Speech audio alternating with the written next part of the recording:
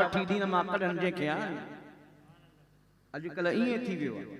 पर ख़ुदा जे वलियनि जो ढंग हिकिड़ो आहे, उन्हनि जो रंग हिकिड़ो आहे।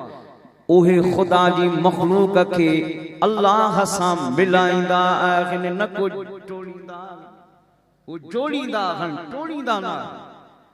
तॾहिं भिटाए फरमायो, फरमाए थो नाबूदियने अब्द खे आला कयो, मूरत में मख्फी थिया, सूरत पिण से ई कबीत के ही गाल पिण जे गुछ जी।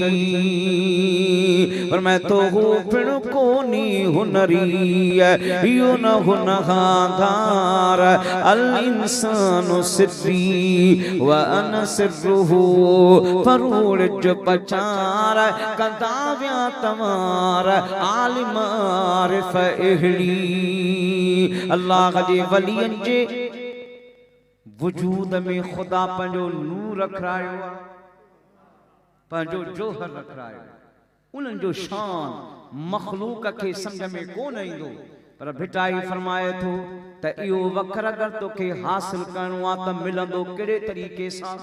फरमाए तूं सभई सुहागणियूं सभिनी गिचन हस पसण कण प्रिय जे, वॾा कयूं वस पर ढोल तनी जे गस, हेठायूं हलन जे।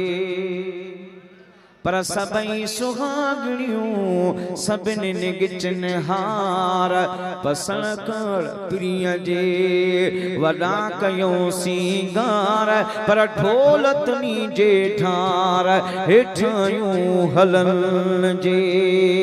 जिनजे दिल में आजिज़िया इंकिसारिया निवरता पंहिंजी पाण खे घटि भाईंदो, उनखे ख़ुदा इज़्ज़त ऐं बुलंदी जो मक़ाम अता फरमाईंदो।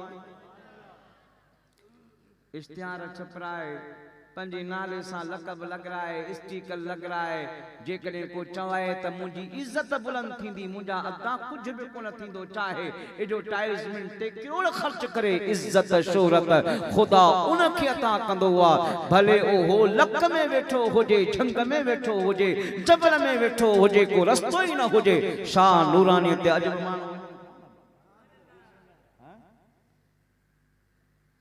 जंगलन में खुदा जे वलियन मंगल करे छॾिया।